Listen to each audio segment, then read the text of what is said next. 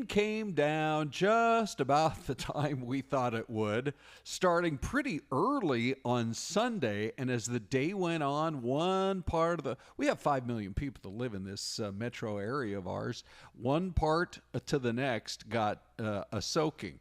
And so we're showing you, as our photojournalists were out all over the city into the nighttime hours last night and into this morning as well.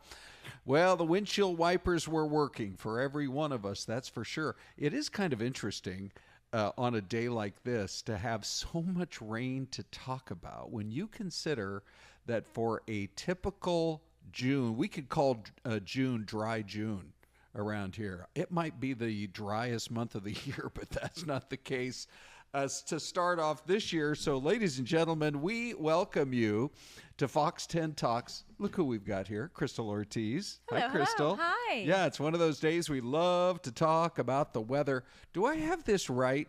An average June is less than 1/10 of an inch. 200ths of an inch, indeed. 200ths of an inch. That's incredible. That's an average month. And there's only a handful of years where the first 2 days of the month have picked up anything at all. They're like literally, I think it's 4 times in over 100 years of data. And I think about it now because as we have all these great pictures here of the rain, it was just been pouring.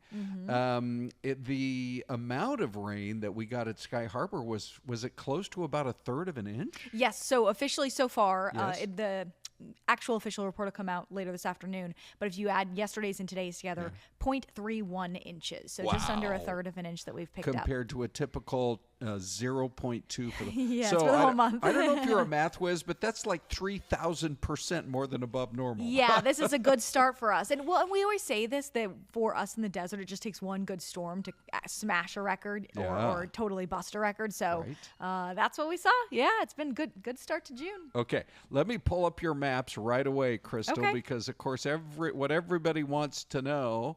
Let me just see here. I just punched up my weather map, and that's what I ended up with. I think I had the live camera. Oh, is it? Okay, yes, good. I have my live cam up. Okay, I'm not worried. There we go. I'll switch it. Now we've got Sedona. You know what's funny about this? I'm just going to give people a little bit of the behind the scenes here as we start Fox 10 Talks on a Monday morning.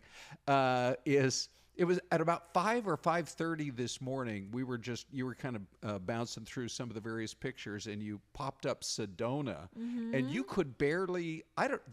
Was there maybe a couple of miles of visibility? You could barely make out the famous red rocks today. Yeah, it was coming down in a really good clip, which is why I love this camera now, because you could see the sunshine in it. Blue sky, some clouds overhead. Right. Just like that, the showers there have lifted. Same thing for us in the valley. It was super rainy this morning, right? You drove in. You said what, by Tempe it was pouring? Yeah, Tempe Town Lake. I'm thinking, wow. I mean, it wasn't to the point where people when you're on the 202, it's like you can't hardly pull over anyway. It wasn't quite to that point, but I mean, it was coming down so hard. And that was for me when I came into the downtown area. It was like that. Even though out in Gilbert, there wasn't even rain when I left my house in Gilbert. So these are the totals. West Valley won, which I feel like so far this year, every time we have had a rain event, the West Valley has won, which as an East Valley person is hurting my feelings a little bit. It's a bummer. A little bit of a bummer. But take a look at these numbers. This is so impressive. So the Surprise Sun City area was the winner at almost 2 inches. You can see that 1.81. Wow. These are all data, by the way, courtesy of Maricopa County Flood Control District. So they have gauges all over the valley, tons of them, which is so helpful. But you can see about 1 inch and 3/4 just outside of the Deer Valley, kind of near the Lake Pleasant area. 3/4 of an inch for the Avondale area. About 1/2 inch in the uptown, midtown part of Phoenix. And then if you look a little farther along, like Cave Creek, over 1 inch. North Scottsdale, over 1 inch. Rio Verde at about 1 inch of rain. And then there's the East Valley, which I will say, most of the reports are like 1/10 to 1/4, 1/3 of 1 inch of rain. But I personally, being in Gilbert, my backyard last night, it was ponding quite a bit. So I think we picked up a little more than 1/3 of an inch. But either way, these were some good totals we got. We had the grandkids over for Sunday dinner last night, and they all wanted to go out and play in the rain. I'm like, you guys are all going to you're going to convince your parents you were in a mud bog or something. I mean, it was soggy. And I mean, come on, as a kid, it doesn't rain very much. If it rains, you got to go play in it, right? Okay. I'm just going to let you take it away with your maps here and tell us, because that's impressive what was happening But of course now we also want to know what to expect next. So just take it away. And by the way, Syleste joins us as well. Hello. Syleste. Good morning. Yeah. Okay, so now we're looking at Fox Vision on radar of what is left. The valley has totally cleared out, so even the satellite imagery is starting to thin, it looks like. That's the kind of grayish overlay. And then, of course, the green radar is showing off the rain showers that are in place. So we'll just take a look, kind of tour where they're falling right now. A couple of those scattered showers and some thunderstorms still passing through the Show Low, White Mountains area outside of White River, moving towards the Greer, Eager area in St. John's. But those have really weakened quite a bit as they've lifted to the northeast. Then a few spotty showers along I-40 between Holbrook, Winslow, and the Loop area. And then finally over to Flagstaff, where the showers have come to an end at this point, although it is still quite cloudy in Flagstaff. And then widen the scope of the view here, and you can kind of follow the arrows. The moisture that you see streaming down in Mojave County is still wrapping down to the south. The reason for that is that's kind of the backside of that area of low pressure. So winds move counterclockwise around low pressure, meaning that the showers that I just showed you in the White Mountains are moving north, but the showers in Mojave on the backside are moving to the south. So that still has to wrap towards Flagstaff later today before we will be all done with everything. So our chances for precip in the valley left it at a 20% chance for Phoenix this afternoon, just because of the chance of a stray shower. There's still a lot of moisture in our atmosphere. So if we can get a little bit of heating during the day, maybe a spot shower this afternoon. Better chance, though, for Flagstaff, where we can see today, tomorrow, even Wednesday looks like a good chance for showers to roll on through, particularly because there's not one but two separate systems. Let me see if I can get the graphic I'm looking for up to show you. By the way, while you're looking for that, we have it's so statewide. It's kind of amazing. Here's Sherry, Nevada pup, rained here in Kingman, and then Linda Monteith, one of our other faithful viewers every day on the stream.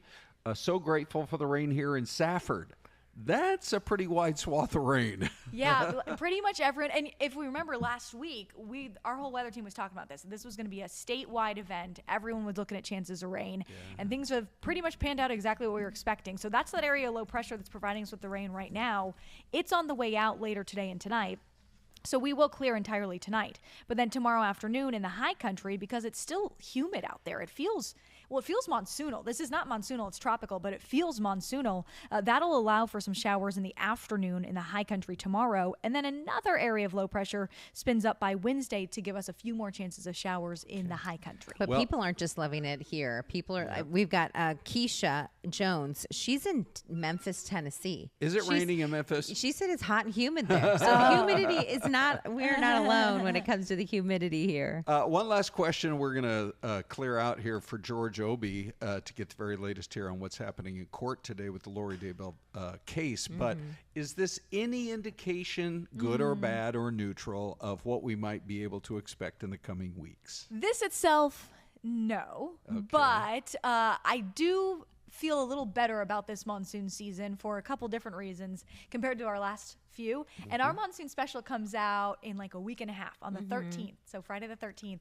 And we will dive into the forecast for the monsoon. We will dive into some of the concerns this season. Okay. But yeah, I am feeling a little more hopeful as a whole. And didn't I think I read it on X, the National Weather Service also released like a month ago that they thought it was going to be a wetter than usual monsoon. So the Climate Prediction Center puts out all the time 3-month outlook maps. So the 3-month outlook for the next 3 months came out, a couple weeks ago, and it does lean that way. Yeah. Okay, Crystal, we love having you here on the stream. That's for sure. Thanks, guys. Okay, and George Obie coming up here in about 30 seconds. But I just wanted to mention, we're still waiting to hear the cause of the fire. This is crazy. This is up in the Ahwatukee area. Yeah. And so there was a bad fire, and I'm afraid it just about destroyed this home. Desert Willow Drive and Ray Road.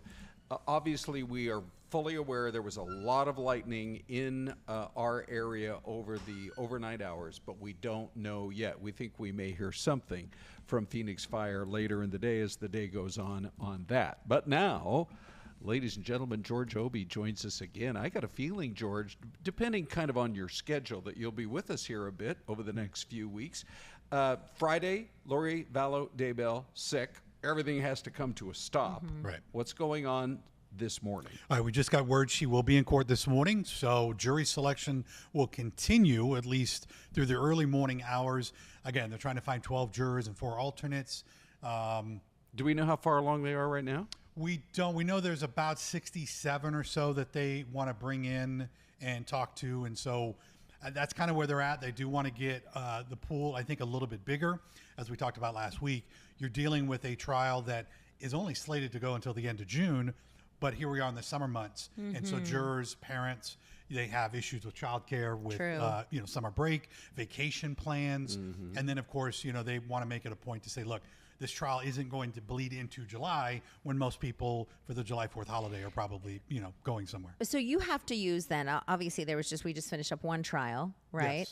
Yes. They had to pick jurors for that trial, and so now they have to try to find more jurors that don't know anything about this case. Yeah, that is in a a challenge. Second trial. Yeah, absolutely a challenge. They knew that was going to be an issue. Who either knew nothing about the last case or know nothing about Lori, Vallow, and so. Most of the people who have been excused at this point are either ones who know enough about the case that wouldn't be allowed, that wouldn't be fair and impartial. But again, the other issue really is summer plans for a lot of these people, and then of course work-related issues.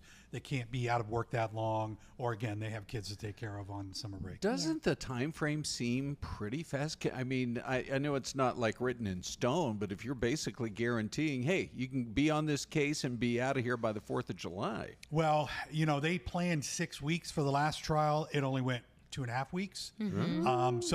I think prosecution thinks, based on what they went through in the last trial, that they are optimistic that they could wrap and hand it over to the defense in enough time where, as we learned in the last trial, the defense, Lori, didn't put up much of a defense, and therefore the trial was shorter than expected. It is quite possible that this trial could end by the 3rd week of June.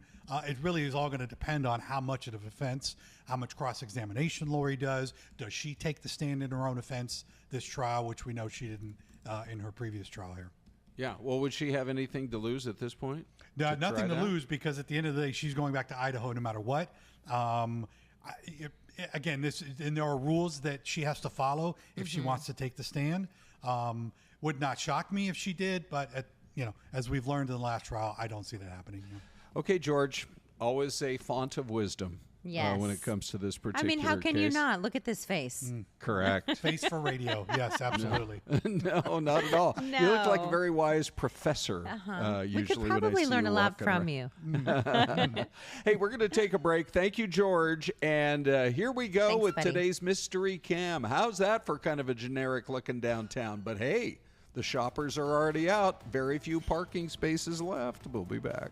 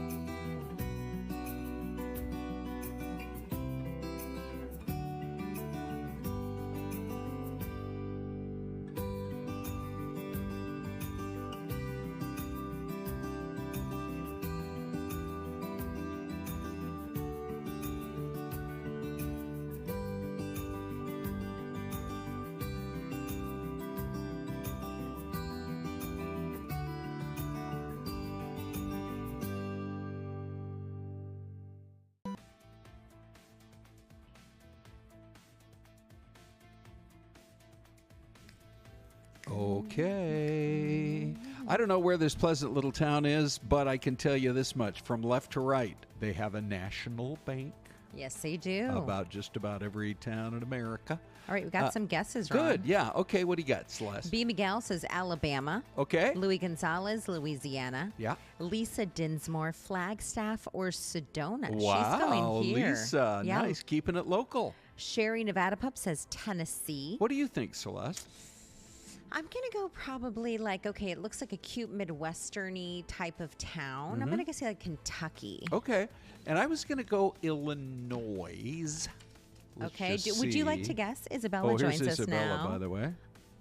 Yeah. You know, Yeah. I don't have a guess. Okay. Right. You can go Okay. with, why don't you can go with Linda Monterth. She just guessed Georgia. Okay, Okay, there you go. all right, let's go.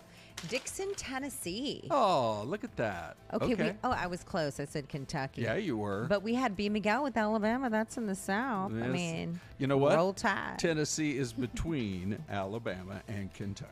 We're So all in there We're together. all over it, that's for sure. Hey, the reason that we asked Isabella to come join us this morning is this story that I think only now is really getting a lot of talk, Isabella, about a guy's out walking his dog the other day, and a mountain lion comes up. He just happens to have his gun on him, Wow. pulls the gun out, shoots the mountain lion before the mountain lion could, I don't know, eat or attack or whatever this guy's dog. You've learned a lot about this story this morning as you've been kind of digging into it. Tell us what you know. Yeah, so this starts over in the West Valley near Buckeye, the Vallow neighborhood, and multiple residents were reporting that they were seeing a lot more wildlife, whether it's mountain Wow. lions, bobcats, cougars, Teenagers yes, out in the wild. Okay. and Sure. there was Well, the thing about Verrado, though, is you don't really have to be very far away from the wild. Yeah. I mean, they've built it right up into that mountainside. White It's Tanks. really Base one of of the the most White- beautiful communities in the valley. Yeah. Okay, but there have been some sightings, yes, is what there's you're been saying. sightings, Okay. people catching these big animals on their ring cameras, Uh-huh. and you know the recent development we did get confirmed by the Arizona Game and Fish Department is what you were talking about. Yeah. A man's out walking his dog, and then he notices this mountain lion starts to stalk him and the dog. So the by the here way, it is. Is this it right here? This is exclusive to us. This is a ring cam in the neighborhood, and they think that is the mountain lion. That's a big cat. It is a big cat. But it's pretty skinny, so I think they're hungry. I think they're coming Oh, I into these bet. residential Yeah. areas looking for Right. some food. Sure. You know, the wild thing is Verrado is up against the mountain, but there are also some multi-million-dollar homes that I was actually looking at it through for Cool House. They're actually on the mountain. So these mountain lions are making their way through many neighborhoods to get here. Yeah. You know, and this is, you know, it's not too far off the I-10. Verrado's right there. Look at this shot here. So somebody's driving around. They're like, oh, boy, take a look at what's happening in our neighborhoods. Here's exactly what one guy was saying about all of this. I saw it, my own two eyes, and then he's freaking me out. There's birds and there's roadrunners and occasional snakes that we have to call the fire department to come get. Coyotes, javelinas, snakes. You know, in our backyard, it's like tiki land, you know, with all the birds and all that. So we love the desert. I have two small dogs and I walk them daily, and I live really close to where that mountain lion was found, I guess, last weekend. So I am concerned, and I wonder what it was that caused the mountain lion to come down here and search, I guess, for food, I assume. I mean, kids on bikes and just families walking because the weather is nice, and at night, I assume, is when the cats come down to hunt, and so it's just a really scary situation. And so we're going to bring in an expert here from the University of Arizona to just be able to shed a little bit of light on it. Isabella, any other points you wanted to make from your report? I know you were digging into it. Yeah, I mean, just that they've seen a big increase in mountain lions, cougars, bobcats in the residential areas. And Yeah. I know between small children, those smaller dogs, residents are concerned. Okay, let's bring in Jesse Alston right now. And Isabella, thank you. Thank you. He's an assistant professor of natural resources and the environment at the University of Arizona, which U of A is such a great resource for us. Professor Alston, when you heard about all of this, what was your kind of first reaction before you had a chance to really kind of dig into it? It didn't surprise me.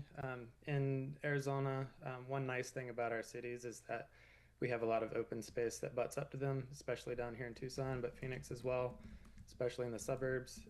And you're going to run into wildlife, including some unusual ones like mountain lions occasionally, if as we keep developing. Sure. Yeah, as you've looked at what happened in this particular case, it seems as though this mountain lion, I don't know if you want to say, was growing less fearful of human interaction, but he seemed comfortable just kind of prowling the streets and front porches. Yeah, and it's totally fine if a mountain lion just seems to be comfortable walking around and has really relaxed body language. Where you might want to be worried is if you get reports of stalking or the attack that was confirmed by Game and Fish. In that case, there's a problem mountain lion, and it does pose some danger to humans and pets and things like that. So here's a question. Luckily, Game and Fish has some experts that can take care of things like that. Oh, my apologies. I thought you were finished. So let me ask you this morning.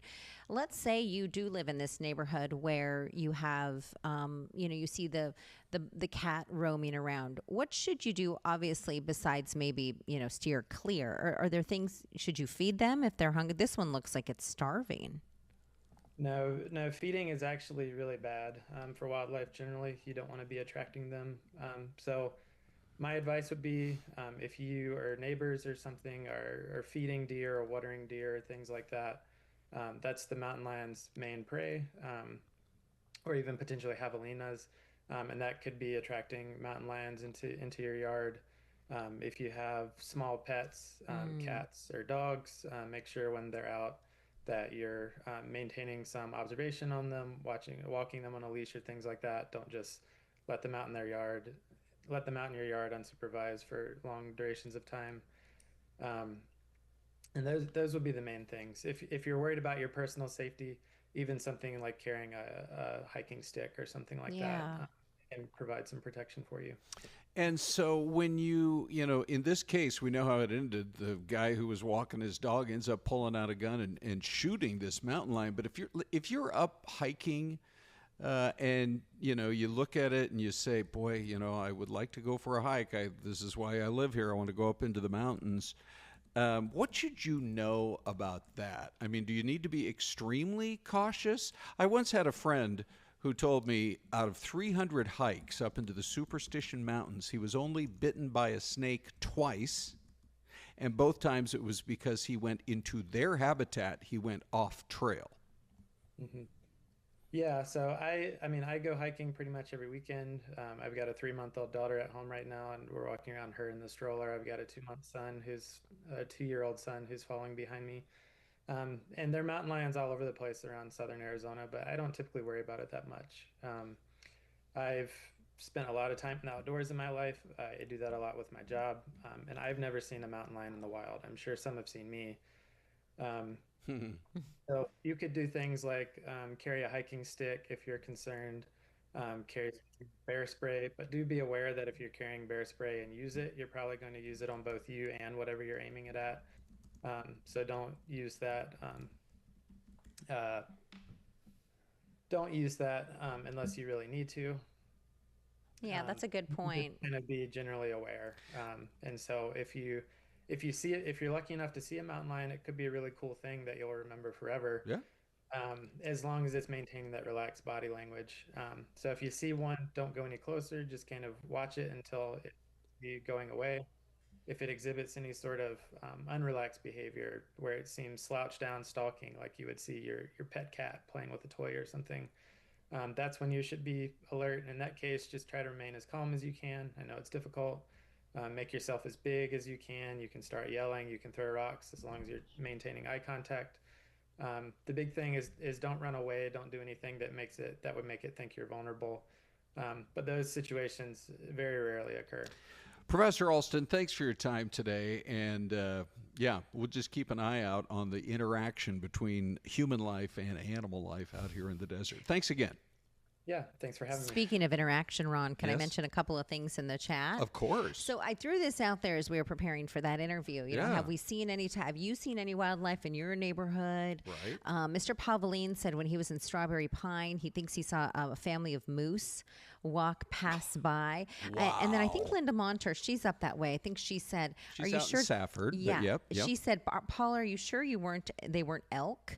We are up that way a lot and have never seen moose, only elk and deer." Wow. We have had a couple of sightings of coyotes in town. Yeah. I just saw a coyote late last week. It was near the Stone Creek Golf Course at Tatum and Shea. Okay. Okay, if you're in the outside, portions of the valley, Right. maybe that's a little more normal. But Now- I wonder how many coyotes are perusing through the center part of This Phoenix. coyote that you saw, it wasn't Jeremy Roenick, was it? Celeste?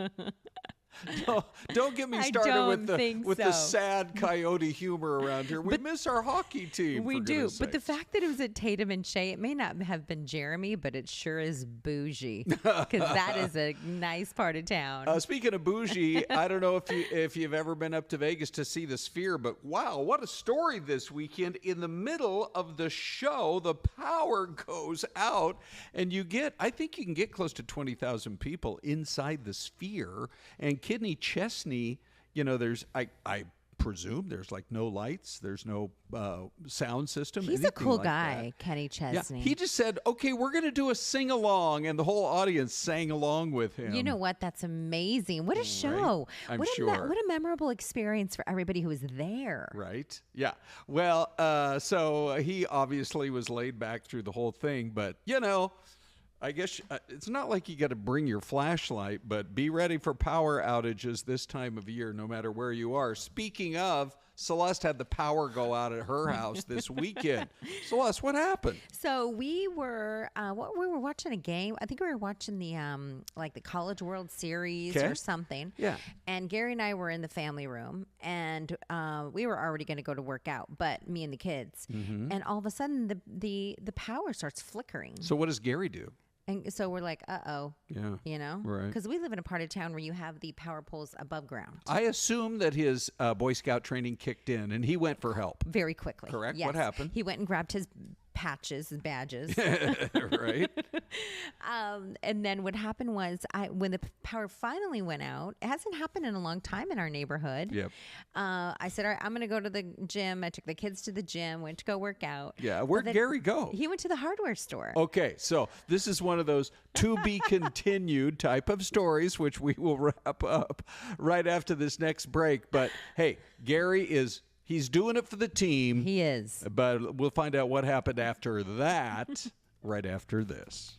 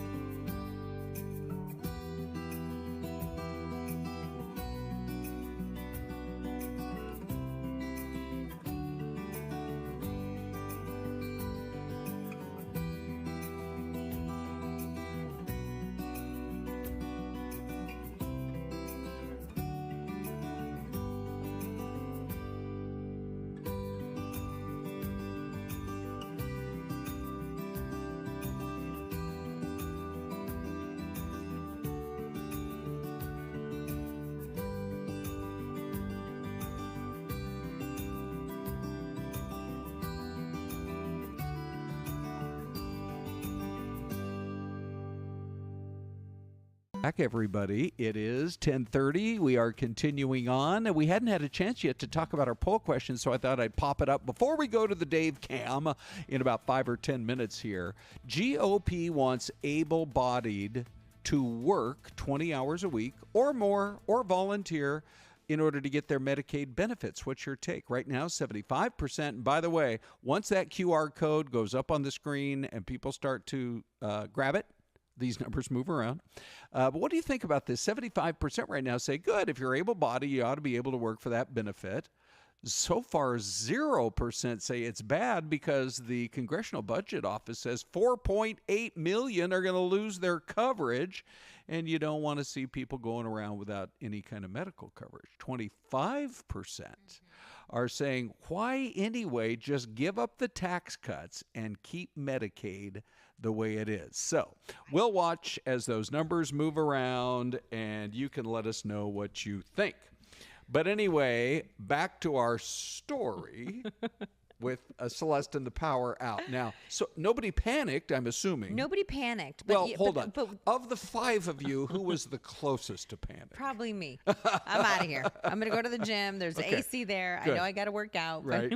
Well, how far away is the gym from your house? It's just like a mile. Okay. Yeah, it's just Well, like a mile. I'm or glad something. that It's very worked. close. Okay. So we took off, went there, Sure. and we didn't know this, but Gary, when we were there, took off and went to the hardware store For supplies. For supplies. For supplies. Okay.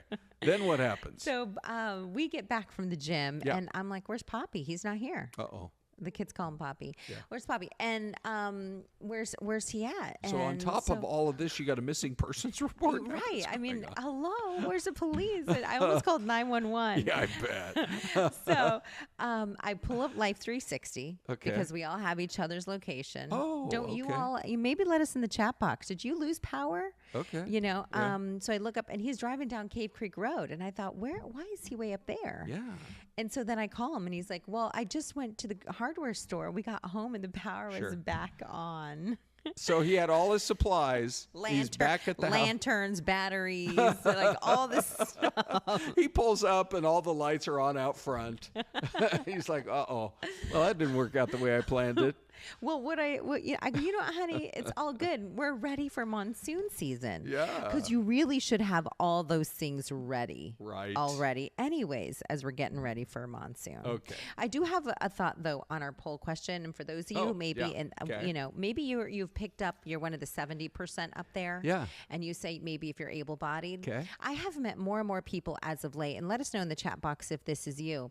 One of our neighbors, she was retired, and she went back to a grocery store down the street, the Safeway, and she delivers. She's like, I work 15, 20 hours a week. Okay. And she's like, it gets me out of the house. Sure. And she delivers the food out to the cars. Oh, And I saw yeah. Tammy. I was doing like grocery pickup, and she's the one who came out to bring the groceries. She's These like, numbers moving around, by the way. yeah, but they're go moving ahead. right now. Yeah, right. But you know, I think maybe it would benefit some people to get out and, you know, then you talk to people and you have maybe you work in a library. About what age is Tammy, would you say?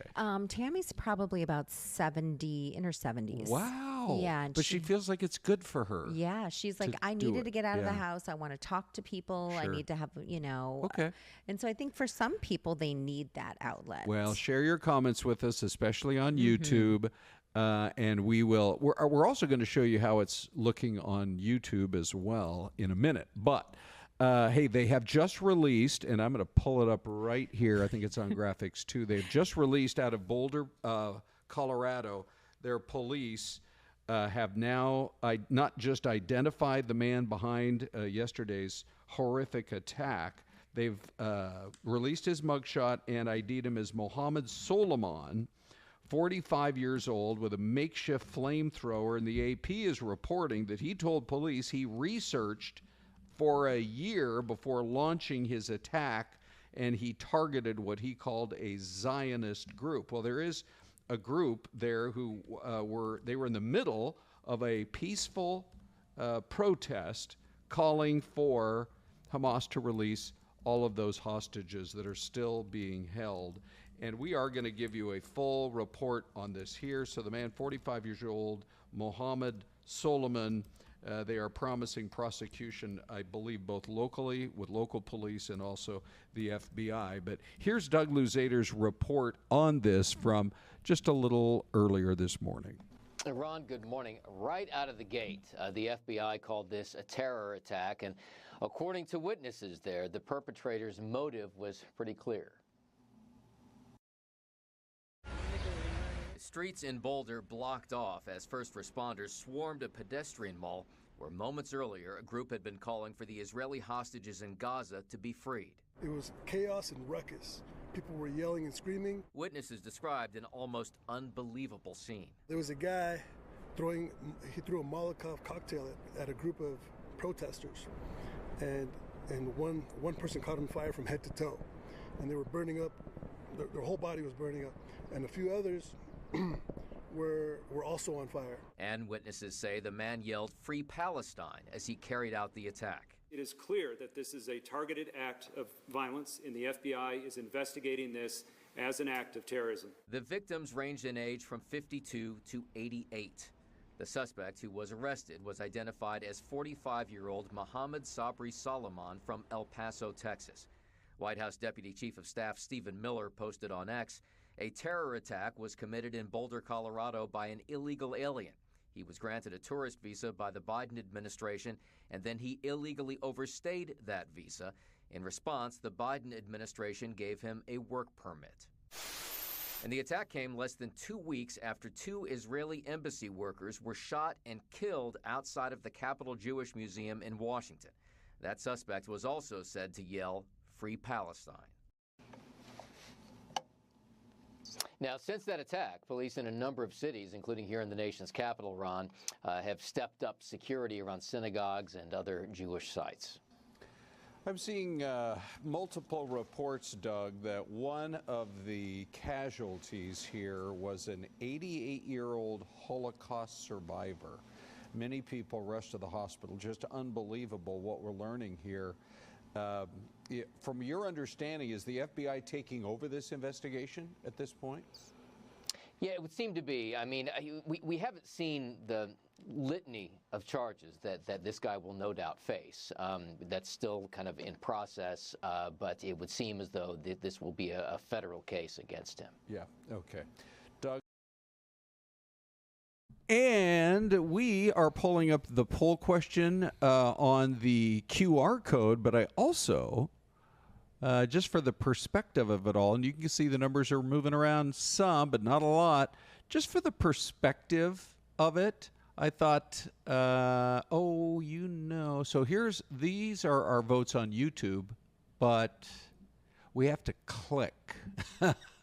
It's always something. We have to click on one of them in order to reveal the results. So if you're voting on YouTube, then that gives you, oh, hey, all right, let's go to the Dave cam, Big everybody. D. Big D, as Celeste loves to call him. and actually, Dave encourages that. He's like, if you don't mind, call me Big D. Just throw the big in there. I don't call you, I don't care what you call me. Just throw big in there. Anyway, what are the actual numbers on the YouTube results? Yeah, so right now there's been almost 300 votes on YouTube so far. Good, if you're able-bodied, you should work for this benefit, has 57%, so a little less than on the Megaphone poll. Bad, the CBO says 4.8 million will lose their coverage, has 13%. And why, just give up the tax cuts and keep Medicaid the way it is, has 29%. Okay, interesting. So, Dave, you've had a chance to kind of look at some of the comments. What are you seeing? Yeah, a lot of good comments. We've got about 30 comments already. Valen's Bellator says it needs to make room for exceptions. The most common problem is for those providing full-time care for family members. So that's pretty interesting. Then let's see here. Matt Murdoch, 5424, says if you can work, you should work if you want government assistance. And then last but not least, I thought this was interesting. PAE in 9642 asks the very pointed question, who decides who is able-bodied? That's true. That's a really good question. Mm-hmm. Because, does able-bodied mean, what if you can only walk for a certain amount of time? Or what if your feet don't feel well that day, or there's lots of different things that our bodies go through. Well, that's for sure. And I feel like we get the most intelligent, the most thoughtful kind of comments, whether it's on YouTube or on the QR code version. But thank you, Dave. Always appreciate the Dave cam. So, Celeste. Yes, sir. Did you notice what I posted on Instagram this morning? Ladies and gentlemen. Wow, look at I know. that. It looks like I climbed the roof of the Chase Field to get this shot. What type of shoes were you wearing to climb? And I probably should let that rumor just sort of marinate for a while. That would be a great idea. Without just revealing that that's actually from our downtown tower cam, which is such a great cam that, I mean, you can count the individual train cars. See the angle that's moving away from the baseball park? Right. It was so beautiful this morning. I had to get a shot of it. And I just thought, why not share that with everybody? Is this filtered or unfiltered? That's a little bit filtered. I filter everything on the gram. Yeah, I think so. Matter of fact, I think I probably filtered this one a little bit too. Well, here's the thing, because sometimes it really helps to really see it Makes better. it pop. It makes those clouds pop a little. But anyway, years ago, I'm out golfing with my dad one early Saturday morning in Mesa, and we just stopped and stared at the sunrise over the Superstition Mountains. For people who live in Mesa and Apache Junction and Queen Creek, you know how good the living is out that way. So if you go to my Instagram page, which is Hooner Fox 10, yes, always accepting new followers. By the way, your name is Syleste Fox 10. Thank you. Yes. But you can vote. I have multiple sunrises or cloudy shots, and you can vote on which one's your favorite on my Instagram. But since we're talking about the things we post on social, I'm going to pull up. How about this one, ladies and gentlemen? Celeste. I see you sometimes like 5 minutes before you go on the air, and I'm like, there's the look. So Ron, you shared it the other day, and I love it. Yeah. So here's the thing, is that you come into work and we don't wake up like this. I mean, it takes some time. And I always get the question from people, do you do your own hair and makeup? The answer is yes. Correct. We all do. Yeah. Your lashes are amazing, Ron. Thank you. Which, if you look closely enough at some guys on the national networks, you can tell they put like mascara on, that kind of thing. Underneath. Like, come on. No mascara. Just get out there and thank you. Okay, now maybe they look a little sleepy. Maybe I should rethink that one. Well, that's the only reason I wear lashes, actually. I didn't start wearing lashes on the air until I started working mornings. And then that helped, just kind of makes you pop. So would you say this is probably an hour before showtime or 3 minutes? This is like 14 minutes specifically. But if you guys come on Instagram and you like us, we'll give you holler out. We'll be right back.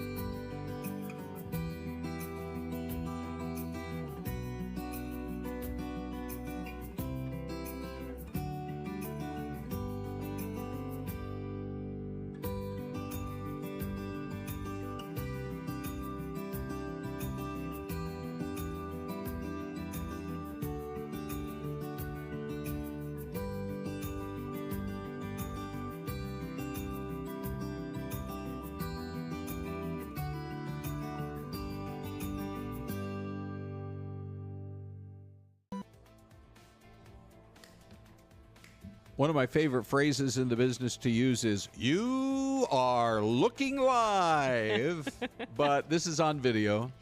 But you are looking at video of the Tovry Castle, which is it's strange, Celeste. It's an iconic landmark for the city, but it's so mysterious because I believe 99% of the people who live here have never been inside. Right, and I believe the lights are always on every night. Oh, so you can actually see it driving on the Loop 202 there. Correct. So, it is quite spectacular. Now you have a chance to get inside. They do a lottery that is open now to get inside the most mysterious castle probably in all the West. From now until the 15th of June, you can enter to win a chance to buy up to 4 tickets, but it's very limited. See what it looks like when the flag is flying, that proud Arizona flag and all the lights. You can use the tickets on certain days between September, October, November, and December, especially if you had some visitors in from out of town and you're like, come on, we're going to get inside the castle. So we have a link to the lottery page at fox10phoenix.com. And that is kind of on my bucket list. You haven't been in yet, have you? I have not been in. Yeah. So we have to, where do we apply or how does this work? You got to go to fox10phoenix.com. We have the link. Are we allowed to win if we have to apply on our own Fox 10 website? Well, Celeste, you can't win if you don't access fox10phoenix.com. Anyway, okay, so there's a story that came out this morning that I know is going to generate a lot of talk. And it has to do with are people kind of moving away from apps? Remember we told you the other day that now Tinder, famous for the one-night stands. Yes. You're looking for love in a very short-term in relationship. all the wrong places, as the country songs goes. Yeah. Well, now they want to be all about the romance. What? Because the numbers are dropping, and so they had a big meeting, and now they have to be, one of the other ones? Is that what's happening? I think people are tired of one-night stands. Okay. That generation of one-night stands is now older. Really? And maybe they just don't want to. They're tired of the one-night stands. Okay. Maybe. Oh, maybe. Who knows? But we support them in their business ventures. Yeah. I almost said adventures, but we don't want to. That could be it too. Yeah. So here's the new way to find love in a more of a meaningful way, Celeste, according to this report. Yes. Gen Z. So we're not even talking about the baby boomers that you were referencing there, but Gen Z. No, I was talking about Gen Zs. Oh, you were? Well, Yeah, you said older daters. Well, what does older mean in your book? I think older means like when you're 35-ish? Yes. When you're talking about like a one-night stand. Oh, okay. I think that 35, you're probably still having them, but maybe you're getting tired. You know what I mean? You're wearing out. Yes. Anyway, so Gen Z is rejecting the dating apps, according to some. But according to this story, book clubs is one of the best places to find love in like a face-to-face setting. Don't let that scare you too much. Yes. But that's the new trend. This is a survey from Talker Research, and they found that nearly a quarter of book club members say whether they acted on it or not, they felt the first little twinklings of love because you're in there and you're like sharing your thoughts about whatever the book is. Some people don't like it. Other people did. Yes. And if you meet somebody who feels the exact same way that you do, maybe you get interested in them. And maybe you both like a certain genre. Oh, you know, maybe right. In the chat, let us know what you think is the best place to find love. I always heard it was the grocery store. Okay. I always heard because then you can see what people have in their cart. Yeah. You're like, oh, they're a healthy eater. Yes. I could live with them. Okay. Or they drink white wine, but maybe you're red wine. What if they just have like a bunch of fish sticks? That kind of thing. I mean, how do you judge on that? Then you better have some good tartar sauce to go with. That's all I'm saying.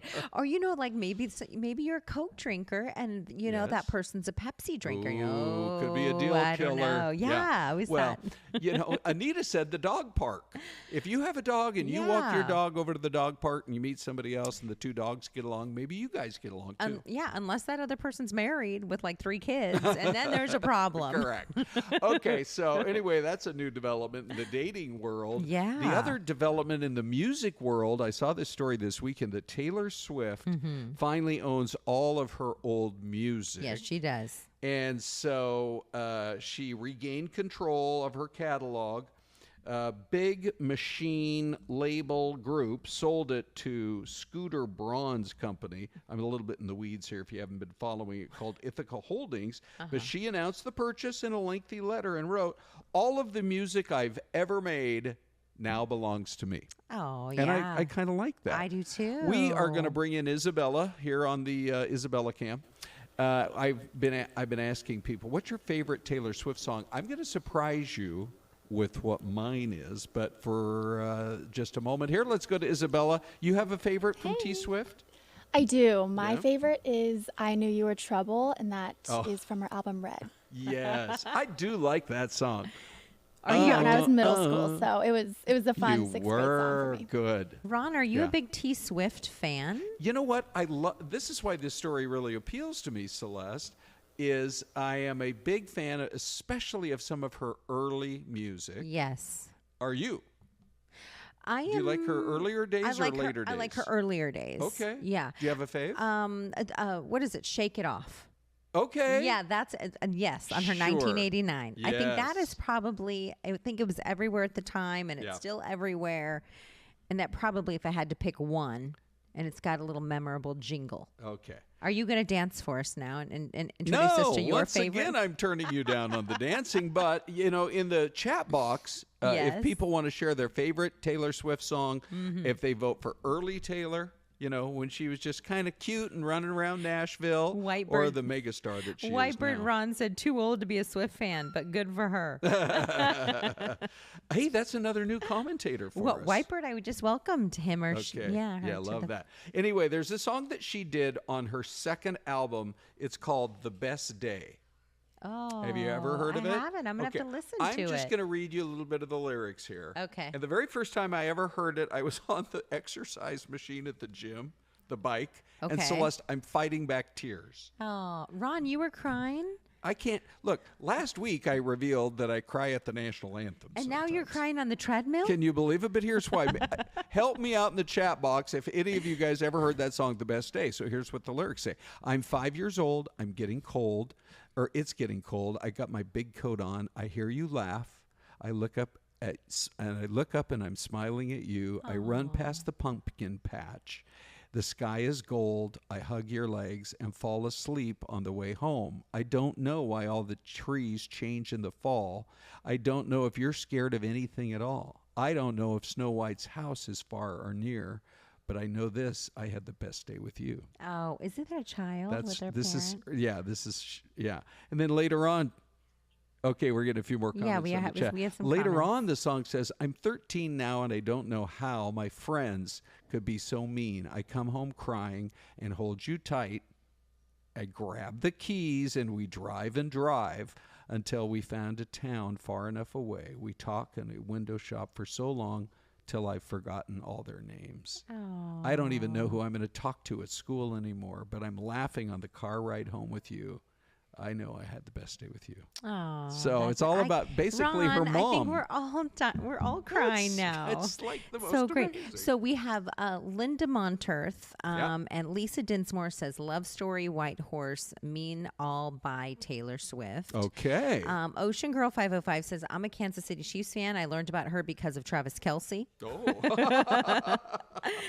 B. Miguel says Hours. Yes. And so you guys had some good guesses. Thank you for sharing your thoughts with us on that. Sure, we love it. Okay, so once you cried, we need to know, like, did somebody respond with a Kleenex or No. a tissue It wasn't on a the full. It wasn't like a full thing. It was more like just a little tearing up. one little tear? Not even a tear. More of just misty. So then you were like, "It's just sweat. It's I- just sweat on the treadmill." I looked around and I said, "This is ridiculous.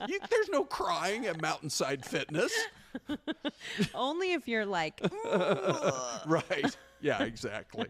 Hey, before we go, because you know what's coming up, we continue on YouTube at 11 o'clock with Ty and Anita, and we're going to check in with them in just a minute. But Celeste, I thought I'd share the story of the bees that escaped into the woods. Oh, yeah. This is a crazy story. Okay, so there was a truck. This is out there on a county road in Whatcom County, which is north of Seattle by about an hour and a half, almost to Canada, up around Bellingham.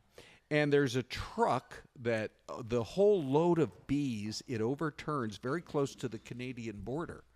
The Canadians don't like us. They probably thought it was like a purposeful bee attack. Well, I totally agree. It's so crazy. Right? It's crazy that this was happening. I know this part of Washington, though, and what they do have, Ron, is a lot of farms. Yes, they do. A lot of flower fields. Yep. So they probably got to work out there. Yeah, well, there's 70,000 honeybees. I know, it's 70,000. And It's crazy. So oh, wait, no, that's how many hives there were. There were 250 million bees that escaped. So the beekeepers in the area responded. They were the first responders. Yes, the in beekeepers. this case, correct. Because your average firefighter's like, don't bother us for this. They escaped into the woods. Can you imagine what it must have been like out in the forest there with bees on the loose? And they're like, all right, now where do we go? Where do we go? What do we do? They Are were we looking for Plan pollinating B, or what are we weren't we're they? pollinating? What was that, Anita? They were looking for Plan B. Correct. That was one of our better lines. All right, guys, we escaped. We got to have a plan. Okay, how about Plan B? Yes, exactly. Let's go. So Anita joins today. Now, Hello, Anita. Hi. Hello. How's it going? What do you got coming up? We're going to talk about the rain. Yeah. We have a meteorologist from Fox News chatting a little bit about breaking that big record. We hadn't had. Oh, is that right? Well, we haven't had rain on June 1st Yeah. in about 100 years.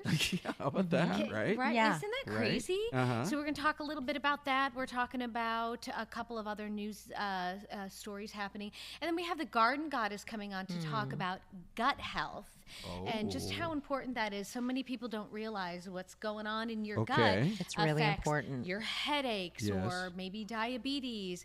And so Yes, right. she started a business several years ago making fermented foods, beet juices. Okay. And so we're I'm gonna, so into this. Yeah. we love supporting small business. Of So course. Well, and sometimes I think that you may be dealing with like a leaky gut. You don't really know you are, but your body you just don't feel well. Okay. Ron, are you feeling me? No. but nothing's leaking on Ron. but I this can think you help. should know about that type of thing. But anyway, okay. Well, we always learn from your guests. That's for sure. They're very so informative. Stick with us on YouTube, Ty and Anita, right after the break. Have a great day.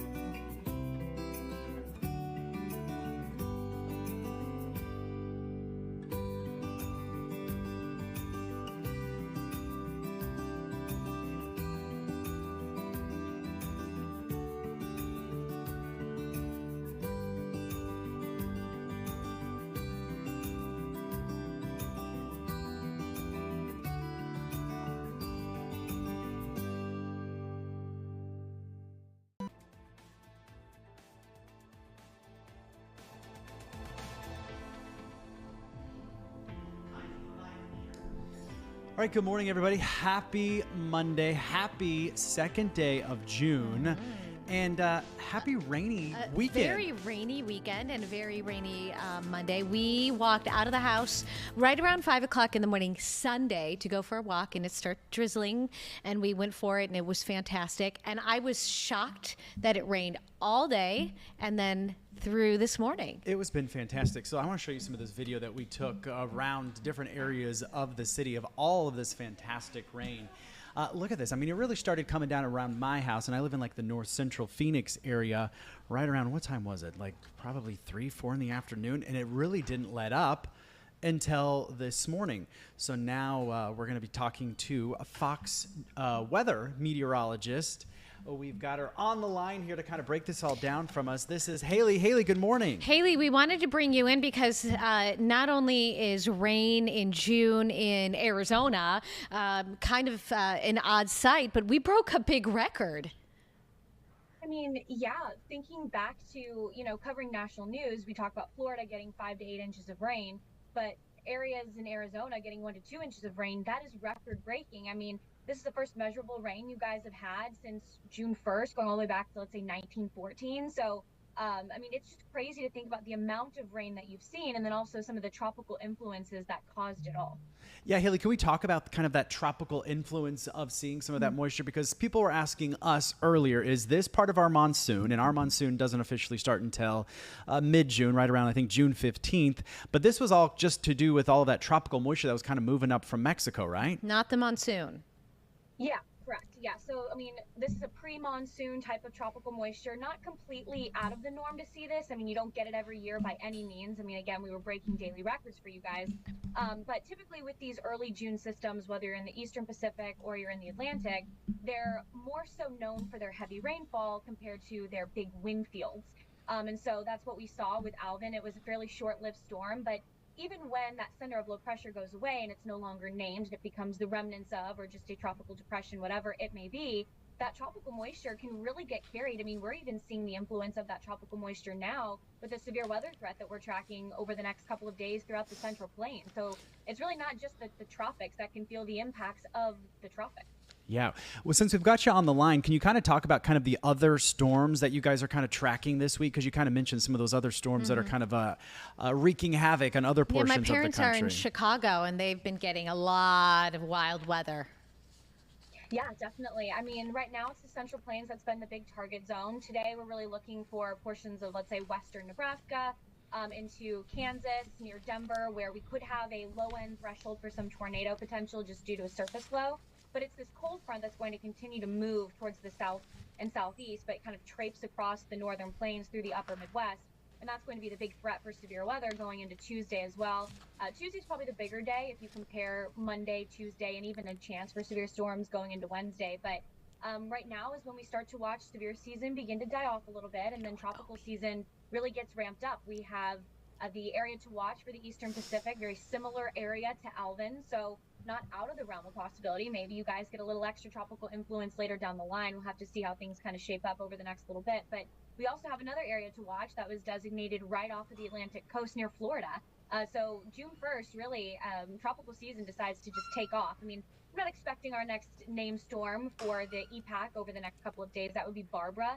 More than likely, we'd see that going into probably Thursday, later half of this week. And then for the Atlantic basin, I think this area to watch for Florida is interesting. There's a lot of different influences there, so we'll probably have to wait till late June to see that first named storm. But we've got 6 months of hurricane season to go, so there's a long ride out. Oh, 6 months of hurricane season. Buckle up, I guess, right, Haley? Yeah.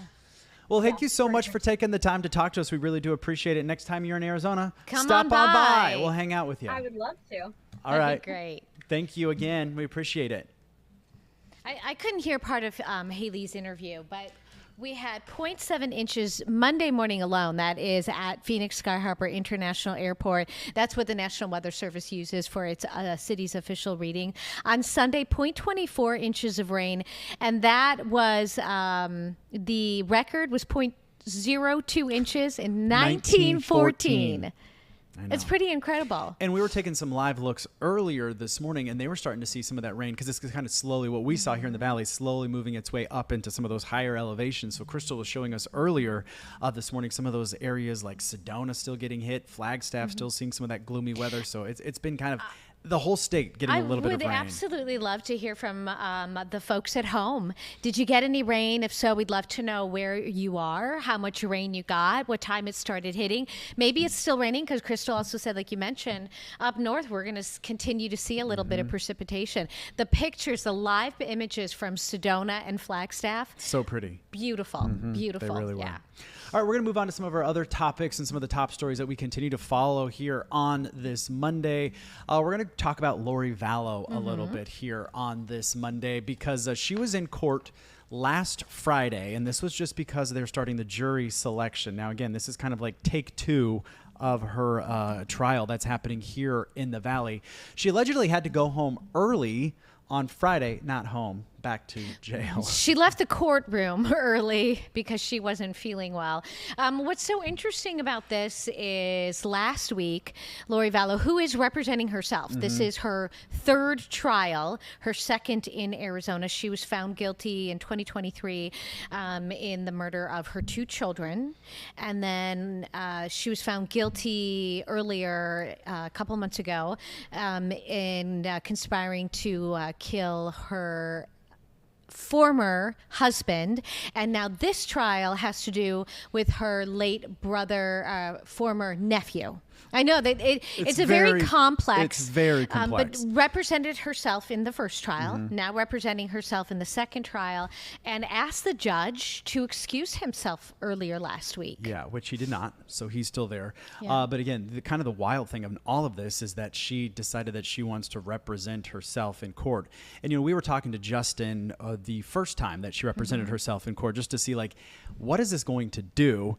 And he was saying that it probably is going to slow things down a lot because she, I mean, obviously she's gone through these trials before, but representing yourself is a whole different ball game, and just kind of the procedural things that happen in court when you have an experienced trial attorney that's done this before. They kind of know what's happening next and how to kind of go forward with all of this. So Justin Lum was going to watch out to see if this is going to be kind of a second thing. Maybe it'll pick back up again for this second trial. I thought the first trial here in Arizona, though, because she was representing herself, she didn't take the stand, went fairly quickly. I think a lot of people were very surprised by how quickly it went and how quickly that verdict came back in. So that's something that we are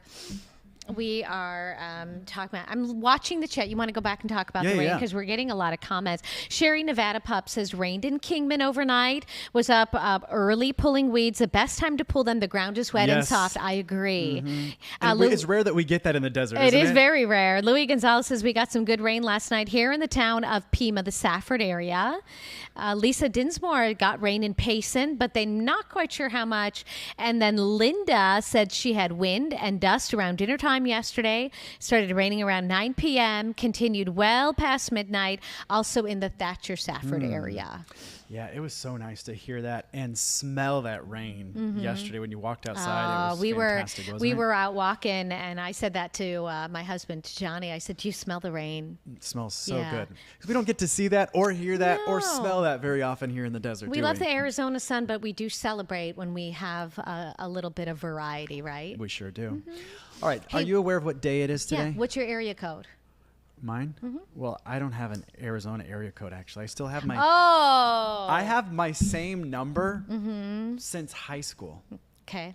Well, I'm a 480, so I felt a little left out until I found out we were all celebrating. It's 602 day. Yeah, because today is June 2nd, 602. So I did a little research on this. Hold on, let me pull this video up so you can see what we're talking about. Beautiful downtown Phoenix. So how did 602 day come about? Because I was like, I don't remember us talking about this a whole lot. I asked the same thing earlier this morning when we were reading the scripts. This started last year. It did, yeah. Mayor Kate Gallego made this an annual celebration. It was established just last year, celebrated on June 2nd. It honors the city's original 602 area code, which was assigned to the entire state of Arizona by AT&T back in 1947, but now it's kind of just the Phoenix metro area that still has that 602 area code. But what's pretty cool is that if you go on to the City of Phoenix website, I was just looking, there are hundreds and hundreds of local businesses that are kind of celebrating 602 Day. So let me just pull up one randomly here. Phoenix Zoo. We talked about this. Admission today, just $6.02 if you wanted to go ahead. The Foundry, which is a pretty cool spot. I think they said you can book a room for $60.02 if I'm not mistaken. Now we have to obviously, I mean, it might be today only, or I'm not quite sure if it extends, but a lot of places have drink specials. As you said drink special, this one popped up. The Vig Arcadia, one of my favorite places, $6.02 for a house marg. Oh, that sounds I wonder good. how big that marg is for $6 and how much it normally costs. You can take a dive in that marg. So go out and celebrate if you want 602 Day on this January 2nd. Man, there's a whole Do you know bunch. how many area codes Arizona has? I'm going to say, is this 3? Hold on. No, hold on. 602. Okay. 480. 928. Hold on. 520? Oh, 520. So 4? It says Arizona has 5 area codes. Am I missing one? 480, Okay. 520, 602, 623, and 928. Oh, 623. I forgot the 623. Yeah, those are 623 area codes serve the Phoenix metropolitan area. Going back to my so like phone Maricopa. Number, this was like back in the day. I got to choose my own phone number. Did you choose something that you would memorize easily? Yeah, it's my birthday. I know when your birthday is. And I don't want to give out but my I'm phone not going to number. give out your phone number, so I can't tell people when your birthday is. No, you can't. It's pretty neat though to take a day and to celebrate and have a little bit of fun, and it's the whole point was to get people out and about exploring that 602 area code because we're so big now. I said January 2nd. It's June 2nd. I meant June 2nd. Someone said you said January. Ty's coming off a long weekend. Yeah, it's been a long weekend with some rain and some fun. Yeah. So, man, this is going to be cool. So if you want to go to that website, I mean, like I said, there are hundreds of special deals out there. I'm sure we have a link on our website as well. I'm just looking. Hold on. Hey, It's Linda like guessed over it. 200. Linda guessed 5 area codes. I know there's a little bit of a delay here, so that's pretty cool. And yes, why not celebrate 928 Day, Louie and Linda, and 520 Day? We can do that as well. We can just add it. Yeah, but $9.28 for a margarita is not as good of a deal as $6.02. We could is it? celebrate 928 with the price from 602 There you or go. even 480. That's That's even even better deal. cheaper yet. I That's love even that. cheaper yet. 623 West Valley. Yes. Thank you, Linda. All right.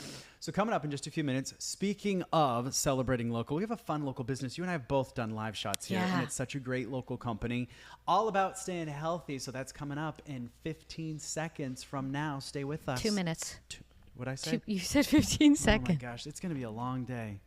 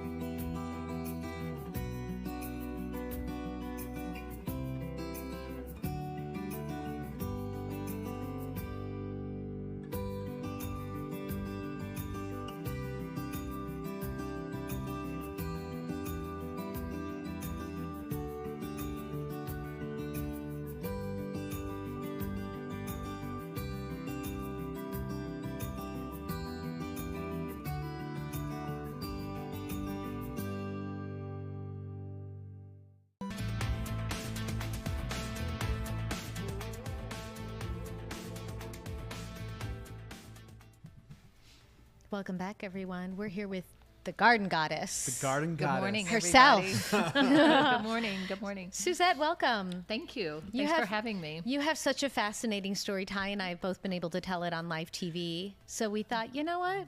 We love supporting local business and we like being healthy. Well, thank you. I've enjoyed both of y'all coming to the kitchen and seeing all the progress that we've made there in the last few years. So start us at the very beginning, Yeah. Suzette. What is your business all about and what do you do? Well, I'm a fermented food manufacturer, so I make sauerkraut and fermented vegetables and drinks. How did you get into this and why fermented food? What and is fermented everything? food? Maybe for the folks at home, I'm very curious to chime in.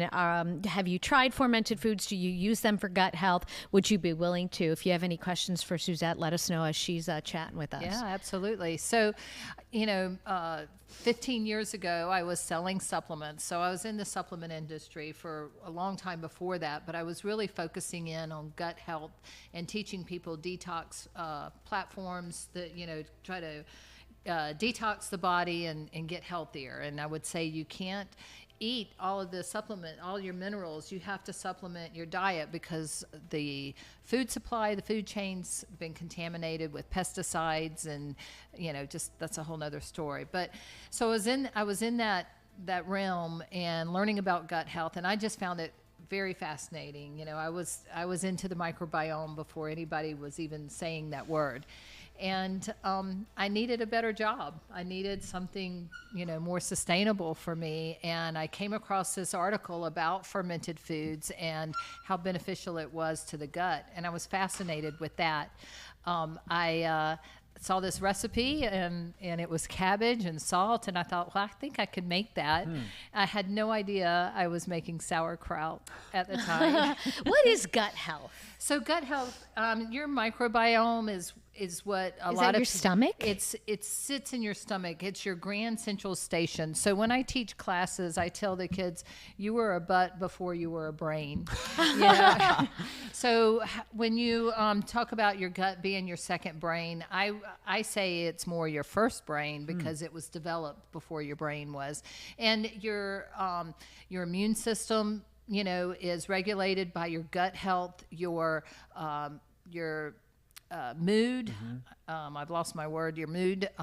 Serotonin is produced in your gut. So a lot of things happen in your microbiome, and it's 3 to 5 pounds of bacteria that just sits in your That's a stomach. lot. It is a lot, and it. If you are craving sugar, then that bacteria is in your gut going, give me more sugar, give me more sugar. So it's a lot like that with a lot of things. So finding a good balance for our microbiome that's more of a natural, what's your microbiome, what humans are used to eating, is really where we're focusing on getting back to. And fermented foods is a big part of that. So you started with the sauerkraut. We started with the sauerkraut and that sauerkraut, your favorite, Anita. It is. It's this giant thing right here. Yeah, Look she at that. said, I want some sauerkraut. So I make sure she got some You today. got plenty. Yeah. That's going to last you a year, right? Yeah, or that more. was my signature recipe, and I wanted to make the most powerful food in the world. I'm a go big or go home kind of girl. And this is big. And it's big, and it has a lot of big ingredients in it. It's loaded with garlic, turmeric, and ginger. Wow. Cilantro is very cleansing for the blood.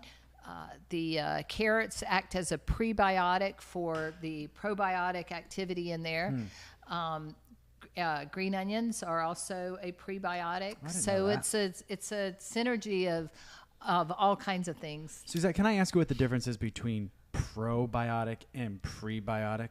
Sure. So the prebiotic feeds the probiotic. Oh, it's so just food for the probiotic. So you need both then, right? Yes, it's important to have both. And the prebiotic you find a lot in fiber. The fibrous foods is a prebiotic, your onions, your vegetables, and so forth. Michael C. says, love sauerkraut, kimchi, apple cider vinegar for gut health. What is the difference between sauerkraut and kimchi, or is it the same? It's pretty much the same. So kimchi is like sauerkraut is more of a European word for soured vegetables, where kimchi would be more of an Asian word for soured vegetables. I mean, it's the same concept.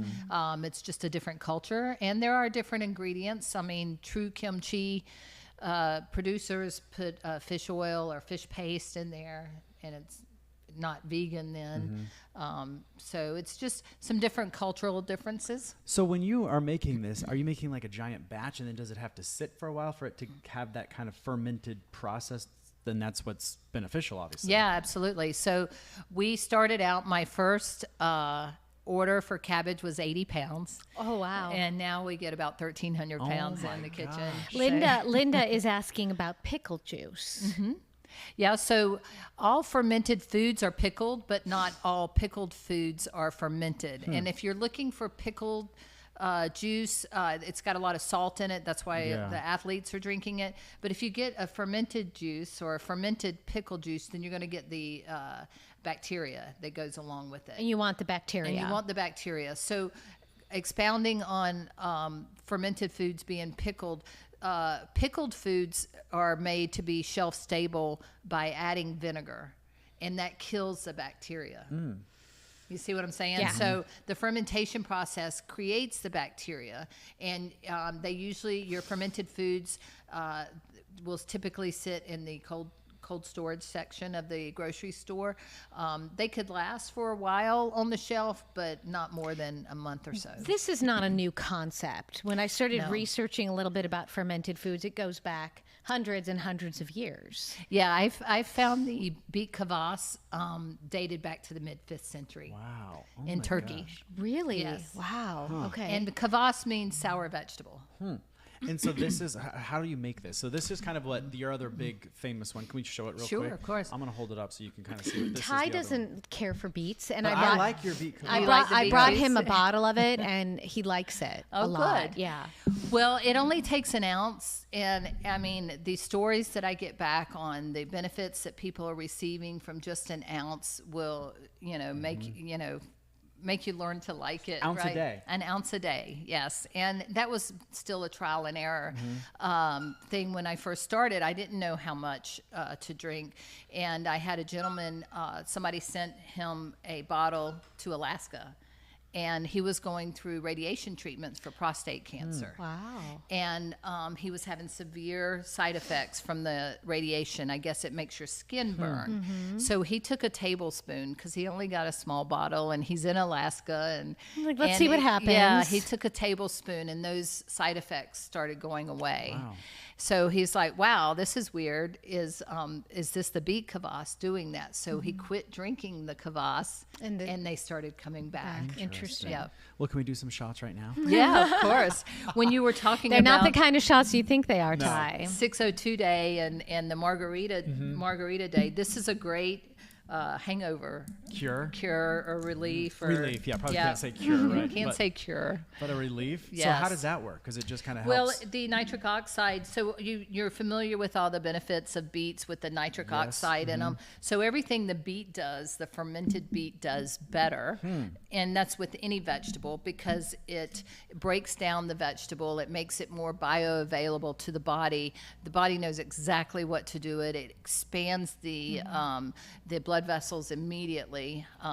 If I got a minute to tell a story. Yeah. So I was in Salt Lake City, and I had just gotten a big account, so I was celebrating. I was at the little local state bar at the bar, and I had a martini to start with, and then I ordered a steak and mashed potatoes and started talking to the guy next to me. Well, ironically, he sold medical devices in Phoenix. So we're both in Salt Lake. And I was like, his medical device was an oxygen counter meter that they put on your finger to test your oxygen label. So I get in, I was like, well, I've got this beet juice, and it brings up your oxygen level. He's like, well, let's try it. Oh, wow. I was like, okay. And then I thought, okay. I didn't know where this was going. Yeah. So I got scared for a minute, because I'd had the martini, I'd had the steak, I had the glass of wine, I had the mashed potato. I mean, I was full. So I was a little nervous about putting my money where my mouth was, And so he put the meter on my finger, and we poured a shot. And before I even swallowed it down whole, my meter went up 2 points. Wow. My oxygen went up 2 points. That's crazy. Yeah. The beets, so a lot of people are talking about the pickles, and the pickle juice, for example, Sherry Nevada Pup says, great to help with leg cramps. Yes. So is that what we find in the beet kvass as well? Is that similar? Well, the leg cramps, I mean, that can be many things. Magnesium deficiency comes to mind right away. There's salt, there's magnesium and salt, so that the hydration can help with that. I would say if it works for you, do it. Yeah. Just understand what the difference is between pickle juice. Now, we talked about apple cider vinegar earlier. And I do a shot every morning when I remember. Apple cider vinegar is an acetic acid, and the beet kvass is a lactic acid. What's the difference? And I knew you were going to ask me that. We can Google it. Don't worry about it, Suzette. We can Google anything. I had it on my Chat GPT about a month ago, and it's slipped my mind. There is Is one better or worse for you? Well, the lactic acid's more of a vegetable, and yeah. Okay. Get back to us on that. Okay. I don't We'll want Google to it. knock, We'll Google knock it. down acetic acid, but that is the Are you difference. gonna pour yourself one? Yes, Okay, I am. hold I on. haven't had How it much of this morning. do you every day? Yes. You do one of these Cheers. shots every morning, Cheers. and then you do 2 bites of the power kraut in the I afternoon. like the kraut with my dinner. Down the hatch. I like it. It's earthy. It is very earthy. Yeah. It's healthy. I had these kids tell me one time it tasted like nature. That's And that's yeah. exactly what I felt Yeah. right then was some nature. Tell us more about kind of your other product line, because you've got the beet kvass, of course, Yes. but then you've got all sorts of other delicious products. Right. So we're strictly a fermented food kitchen. So we've got 4 different flavors of sauerkraut, and then I've started doing a fermented garlic. That you can cook with? You can cook with it. People are eating it out of the jar. And just the fermentation takes a bite out of the garlic, so it's not as spicy. You know, raw garlic can be hot and spicy, so that fermentation really brings it down. And then something I'm really excited about is the kraut jerky. And this is new, right? And that is a new. We've got about Is a this minute vegetarian, left. vegan? Yes, everything's vegan. Try it's it. Can I open it? Yeah, please do. It's got a little shrink wrap on seal. it. Yeah. Oh. So the kraut jerky is super fun. It's a snack. Yep. It's You try it first. I'm gonna try I'm not a it. big sauerkraut We fan, have so I'm 30 scared. seconds left. How do Oh. people find you? Okay. So you can find me on my website at ggferments.com or pickupthebeet.com. It tastes like dried cabbage. That's what it is. Yeah. That's exactly We're what good. it is. But it's super fun as just a snack to nibble when you want something salty. Instead of reaching for potato chips, get you a probiotic. There you go. Kraut jerky. Stay regular. Thanks for coming in. Thanks we for love having featuring